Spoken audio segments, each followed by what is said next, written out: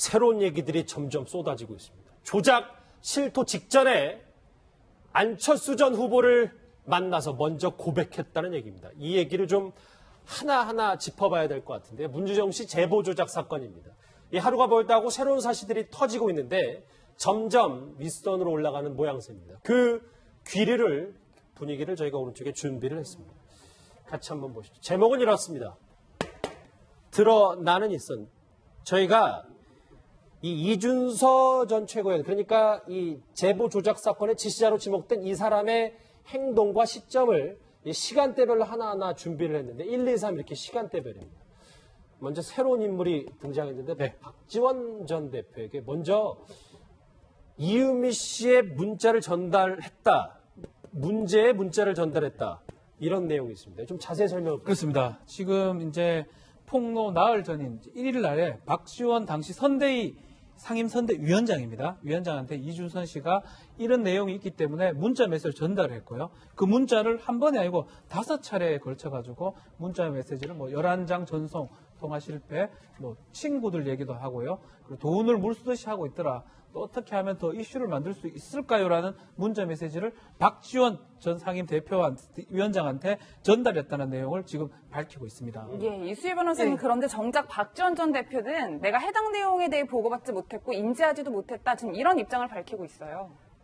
그게 저는 박지원 전 대표의 말이 좀 신빙성도 있다 보이는 게 우선은 이제 더 규명돼야 될 게 최고위원을 지내기는 했지만 이준서 전 최고위원과 박지원 전 대표가 어느 정도 가까운 사이인 건지, 그리고 이 대선 때 박지원 대표와 이준서 최고위원이 이 일 말고 이전에도 수시로 좀 편하게 대화했던, 그리고 전화통화나 이런 연락을 했던 사이인지가 좀 밝혀져야 될 것 같고요. 그리고 두 번째는 이제 박지원 전 대표의 해명은 저 문자를 받았다라고 하는 그 번호의 전화는 당시 박지원 대표가 갖고 있지 않고 보좌관이 가지고 있었다는 거예요. 그리고 그 보좌관과 박지원 전 대표는 다른 곳에 있었던 거예요. 저 날에 저 문자를 보냈다고 하는 때.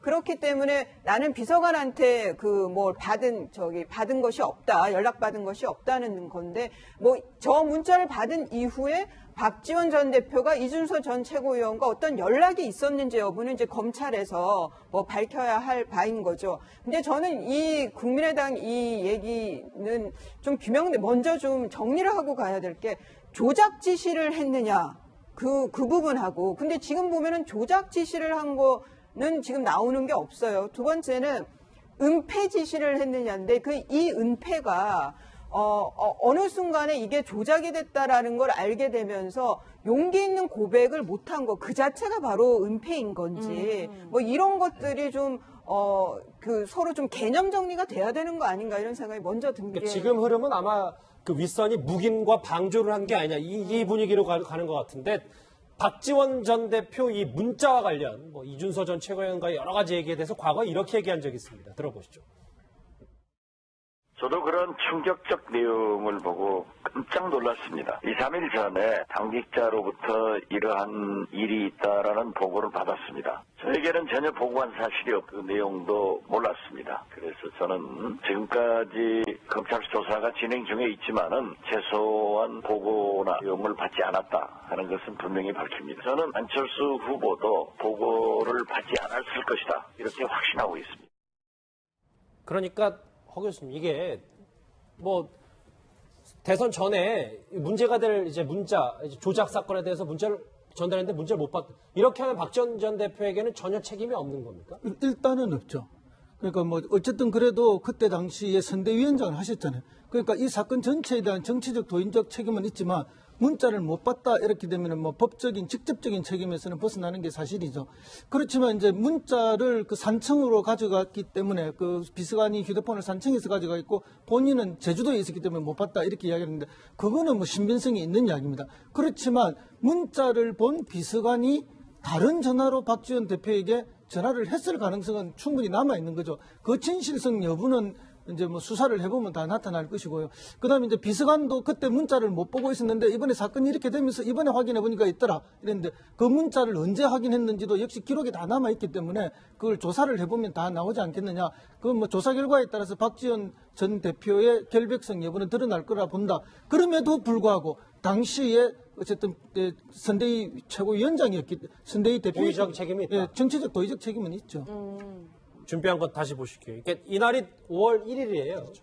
문자를 못 봤다. 일단 그 정도로 가늠하고 다음 5월 8일로 넘어가 보겠습니다. 5월 8일입니다. 예, 이현정 의원님 현재 뭐 이유미 씨 구속된 상태인데 방금 전에 이제 검찰에 출석했다는 속보가 들어왔어요. 그런데 대선 바로 하루 전날 이준서 전 최고위원에게 굉장히 의미심장한 문자 한 통을 보냈더라고요. 그러니까 이게 지금 처음에 자기가 어떤 면에서 지금 나온 사실로만 보면 자기가 조작을 해서 이제 이준서 최고위원한테 이야기를 했고 그걸 이제 폭로를 했지 않습니까? 근데 이게 이제 파문이 워낙 커지니까 뭐 TV 토론에서도 막 이야기 나오고 하니까 본인이 이제 이거를 이게 좀 조작된 거다라고 이제 고백을 하려고 했던 것 같아요. 근데 이제 그렇게 이야기를 하면 이게 다 망한다. 이제 그때 되면 완전히 이제 이 선거 직전에 예를 들어서 이게 조작되도록 이야기하면 이 뭐 선거 자체가 이건 뭐 의미가 없어져 버리는 선거가 되지 않습니까? 그러다 보니까 아마 지금 나온 이야기는 이준서 최고위원이 어차피 선거 끝나면 고소고발 다 취해야 되니까 그때 되면 없어진다. 이렇게 아마 무마를 시켰던 것 같아요. 이제 그분 앞으로 이제 검찰에서 어떻게 이제 조사를 더 할지 모르겠지만 결국은 아마 이유미 씨가 이런 이야기 남겼던 것은 본인이 이제 조작한 사실을 당에 알렸고 만약 이준서 최고위원이 그 사실을 알았다라면 이 부분을 누가 상의했지 않겠는가. 사실은요 지난번 대선 같은 경우 국민의당이 한 두 개로 움직였어요.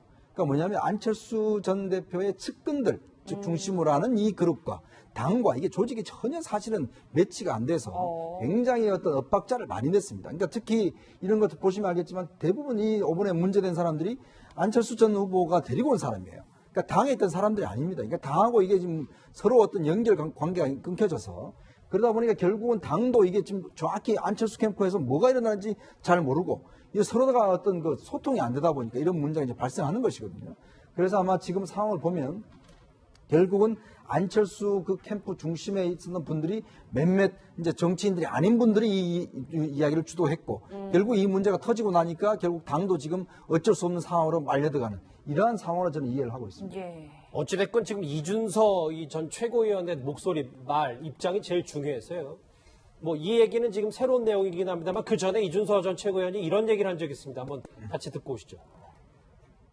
당에서도 수사역은 없는 거지만은 다 진상을 다 오픈했단 말이죠. 그리고 나서 이준서도 여기에 가담자가 아니구나, 지시한 게 아니구나 이런 거 다 파악을 했으니까 이제 그렇게 성명서 낸 거 아닙니까? 다른 주제랑 관계자분들은 연루되어 있는 건 없으신가요? 근데 없습니다. 시간이 대선에 더 가까웠고 시간 싸움 아니었겠습니까? 그리고 되게 신뢰를 다 가졌었고 와 어떻게 이런 내용까지 있지? 친한 사람 아니면 이렇게 알 수가 없다라고 우리는 판단을 했던 거고요. 보호해달라. 사실 이게 조작된 거다. 전혀 안 돌아가는 분위기를 보면 이유미 씨나 이준서 전 최고위원 두 사람 중에 한 명은 거짓말을 하는 경우일 수도 있기 때문에 근데 오른쪽에 준비한 거 마지막으로 한번 보실게요. 왜냐하면 이 부분이야 뭐 이 정도까지로 가늠이 된다고 하더라도 아마 새로운 내용 중에 여러분들은 이 고리가 좀 많이 중심에 좀 머릿속에 남으실 겁니다. 왜냐하면 이 세 번째 시점 그러니까 이 5월 24일에 그러니까 대선이 끝난 다음입니다. 이준서 전 최고위원이 안철수 전 후보와 5분간 독대를 한 사실이 새롭게 드러났어요. 이수 변호사님, 이건 저희는 어떻게 해석을 해야 됩니까? 그러니까 이제 이용주 의원이 발표한 바에 의하면은 당에서 한 것, 특히 이용주 의원이 그 이유미 씨를 불러서 당에 불러서 얘기를 들어서 이 내용을 조작했다라는 내용을 알게 된 게 5월 26일이라고 그랬단 말이에요. 그런 그 이틀 전에 당에서 이용주 의원 말에 의하면 당에서 알게 된 5월 26일 이전인 이틀 전에 5월 24일 날 이준서 전 최고위원이 안철수 대표를 마포 사무실에서 만났고 거기에서 이준서 최고위원이 당에서 너무 신경을 안 써준다 뭐 이런 그 서운함을 토로했다라고 해요. 근데 저기서 안철수 전 대표에게 이게 조작됐답니다라는 말을 했는지 안 했는지는 이준서 전 최고위원과 안철수 대표만 알겠지요. 그렇죠. 그런데 저기에서 당이 너무 안 도와준다라는 얘기를 한 걸로 봐서는 글쎄요. 이게 조작됐다라는 말을 하기는 저는 어려웠을 것 같아요. 그게 입을 떼기가 쉽지는 않았을 것 같은데 근데 한편으로는 또 그런 게 있습니다. 이게 그 정치판이라는 게 정말 그 지독스럽고 잔인한 곳이거든요. 이렇게 그 뭐 선거법 위반으로 고소 고발을 당했을 때 누구도 도와주지를 않아요. 그러니까 그거는 꼬리 자르기가 아니라, 그러니까 당이 많이 개입이 되면은 후폭풍이 너무 뭐 감당이 안 되는 거니까 이 고소 고발당한 사람이 알아서 해결을 해야 되는 게 그 여의도의 그 뭐라고 불문율 같은 거거든요. 그런데 그게 정치계 쪽에서 잔뼈가 굵지 않은 사람들은 굉장히 서운할 수도 있고 굉장히 당황스러운 상황일 수도 있죠. 저는 안철수 전 대표를 만나서 좀 인간적인 좀 도와달라는 얘기를 했을 것 같고, 그 조작이 됐다라는 말은, 그 엄청난 말을 안 대표에게 하기는 저는 쉽지 않았을 것 같습니다. 예, 그런데 그 독대 자리가 있고 나서 그 다음날 안 전 후보가 변호사의 연락처를 넘겨줬다는 거예요. 뭐 저희가 이 부분은 어떻게 해석을 해보면 될까요? 일단은 그 독대 자리에서 어떤 얘기를 오갔는지는 뭐 정확하게 알 수 없지만 그때 모든 것을 얘기했을 수도 있고 얘기를 못할 수도 있고, 일단은 고소 고발이 들어왔기 때문에 대응을 해야 되겠다 얘기를 했을 수도 있는데, 문제는 이제 변호사가 송모 변호사입니다. 이 송모 변호사가 안철수 그 후보 당시에 최측근 정책 비서였거든요. 이 송모 변호사가 같이 하는 로펌의 변호사를 지금 연락처를 알려준 겁니다. 그렇죠. 결국은 안철수 후보가 이준서 씨의 변호인을 선임해줬다고 보면 맞는 것 같거든요. 고소 고발에 대해서 변호인 선임이 맞기 때문에 어쩌면 안철수 후보가 최소한 이 상황에 대해서 많이 인지했다고 봐야 될 것 같아요. 특히 이제 그거에 대해서 조작을 인지했는지 안 했는지는 저는 알 수는 없지만 최소한 이 상황이 심각했기 때문에 내가 아끼는 변호사를 통해서 변호사를 소개해줬던 상황은 지금 정황상 보이는 그런 정황입니다. 이 변호사가 얼마나 가까운 변호사인가 하면은 대선 기간 내내 이제 안철수 후보가 타고 다니는 차가 있습니다. 그 차에 동승을 했던 동승자 변호사예요. 그러니까 1호차에 같이 탑승하는 사람은 측근 중에서도 최측근입니다. 그러니까 가장 믿을 만한 변호사를 통해서 그 변호사하고 같이 로펌을 하고 있는 다른 변호사를 소개시켜준 그런 일이라서 이 문제의 심각성을 안철수 후보도 잘 알고 있었다, 이런 정도는 이해가 될 수 있겠습니다. 예, 이현정 의원님 아주 조심스러운 추측이 될 수도 있지만 안 전 후보가 이 최측근인 변호사를 통해서 어느 정도 내용을 지금도 듣고 있다, 저희가 이렇게 추측해 볼 수 있을까요? 그렇죠. 아마 내용 자체는 뭐 파악을 다 하고 있을 겁니다. 이제 문제는 지금 과연 앞으로 그럼 정치적인 책임을 어떤 형식으로 질 것인지, 그렇죠. 어느 수준까지 지킬 것인지, 예를 들어서 그러면 본인의 어떤 정책 앞으로 진로를 뭐 예를 들어 적극적으로 당에 다시 들어가서 다 본인이 뭐 주도한다든 이렇게 할 것인지, 아니면 정말 이 정치 일선에서 2선 후퇴할 것인지, 이런 것에 대한 걱정거리 때문에 사실은 원래 이제 당초 알려지기로는 이유미 씨가 구속되는 상황 순간 일단 뭐 안철수 전 대표가 입장을 발표할 것이다 뭐 이야기했었는데 계속 늦어지고 있는 것 같아요. 아마 오늘 같은 경우에 오후나 아니면 내일 정도 할 가능성이 있어 보이는데, 문제는 이제 안철수 전 대표가 앞으로 이제 정책 행보를 어느 쪽으로 방향을 잡아, 이것이 참 관심인데, 저는 뭐 두 가지가 있다 봅니다. 지금 예를 들어서 안철수 전 대표가 정말 적극적으로 뭐 다시 정말 이제 새 정치를 한번 제대로 한번 내가 직접 해보겠다라고 할 수도 있고, 아니면 일정 기간 동안은 이제 뭐 외국에 간다든지 정책 책임을 진다든지 뭐 이런 식으로 할 것 같은데, 그 결정을 좀 지켜봐야 될 것 같습니다. 그러니까 1년 전에 그 광고비 리베이트 사건대를 우리가 돌이켜 생각해 보면은 그때도 안철수 대표가 나서는 데는 시간이 상당히 걸렸습니다. 그렇죠. 예. 그렇게 미적거리다가 이제 나중에 이제 정리를 하는데, 그때 느닷없이 대표 사퇴론을 던지고 책임을 진다고 했습니다. 그때는 당의 대표이기도 하고 현역 국회의원에 대해서 던질 게 있었습니다. 근데 지금은 당 대표도 아니고 현역 국회의원도 아닌데 만약에 기자회견을 해서 뭔가 입장을 밝히려면 던질 게 아무것도 없는 거예요. 던질 수 있는 유일한 것은 뭔가 하면은 정계 은퇴 말고는 던질 만한 내용이 지금 없는 거죠. 그렇기 때문에 안철수 대표의 기자회견이 자꾸 미뤄지는 이유가 아닌가, 그렇게 생각합니다. 정리를 좀 해볼게요. 그러니까 이제 쭉 얘기를 해봤어요. 문준정 씨 제보 조작 사건. 그러면 조직적 지시, 당에서 윗선에서 내리꽂은 이런 건 아니고 지금까지는 이유미 씨의 독단적인 일탈, 본인의 단독 범행, 그리고 윗선이 묵인과 방조를 했느냐, 그 여부만 확실히 짚어보면 되는 겁니까, 유지 변호사님? 그러니까 이제 조작을 한 거는 단독 범행인데, 그러면 그 조작된 녹취록을 들고 왔을 때 당의 그 뭐 이용주 의원이라든가 이렇게 발표하기 전에 얼마나 검증을 했으며, 그리고 그때 인식된 게 이게 뭐가 이상하다, 뭐 좀 그 가짜 냄새가 난다, 뭔가 이상하다, 제보자를 믿기가 좀 어렵다라고 인식을 했음에도 불구하고 이건 도안이면 뭐다, 한번 터뜨려보자라고 해서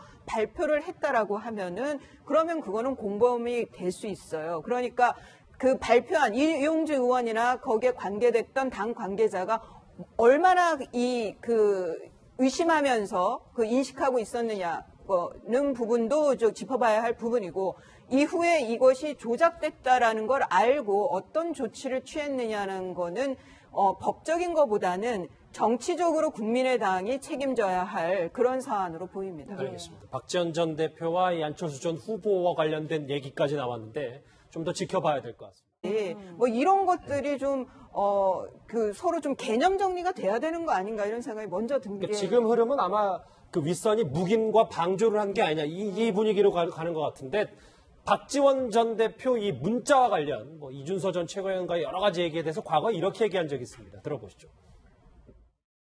저도 그런 충격적 내용을 보고 깜짝 놀랐습니다. 2, 3일 전에 당직자로부터 이러한 일이 있다라는 보고를 받았습니다. 저에게는 전혀 보고한 사실이 없고 그 내용도 몰랐습니다. 그래서 저는 지금까지 검찰 조사가 진행 중에 있지만은 최소한 보고나 내용을 받지 않았다 하는 것은 분명히 밝힙니다. 저는 안철수 후보도 보고를 받지 않았을 것이다 밝히고 있어요. 그게 저는 박지원 전 대표의 말이 좀 신빙성도 있다 보이는 게, 우선은 이제 더 규명돼야 될 게, 최고위원을 지내기는 했지만 이준서 전 최고위원과 박지원 전 대표가 어느 정도 가까운 사이인 건지, 그리고 이 대선 때 박지원 대표와 이준서 최고위원이 이 일 말고 이전에도 뭐 수시로 좀 편하게 대화했던, 그리고 전화 통화나 이런 연락을 했던 사이인지가 좀 밝혀져야 될 것 같고요. 그리고 두 번째는 이제 박지원 전 대표의 해명은 문자를 받았다라고 하는 그 번호의 전화는 당시 박지원 대표가 갖고 있지 않고 보좌관이 가지고 있었다는 거예요. 그리고 그 보좌관과 박지원 전 대표는 다른 곳에 새로운 얘기들이 점점 쏟아지고 있습니다. 조작 실토 직전에 안철수 전 후보를 만나서 먼저 고백했다는 얘기입니다. 이 얘기를 좀 하나하나 짚어봐야 될 것 같은데요. 문주정 씨 제보 조작 사건입니다. 이 하루가 멀다고 새로운 사실들이 터지고 있는데 점점 윗선으로 올라가는 모양새입니다. 그 분위기를 저희가 오른쪽에 준비를 했습니다. 같이 한번 보시죠. 제목은 이렇습니다. 드러나는 윗선. 저희가 이 이준서 전 최고위원, 그러니까 이 제보 조작 사건의 지시자로 지목된 이 사람의 행동과 시점을 시간대별로 하나하나 준비를 했는데 1, 2, 3 이렇게 시간대별입니다. 먼저 새로운 인물이 등장했는데 박지원 전 대표에게 먼저 이유미 씨의 문자를 전달했다. 문제의 문자를 전달했다.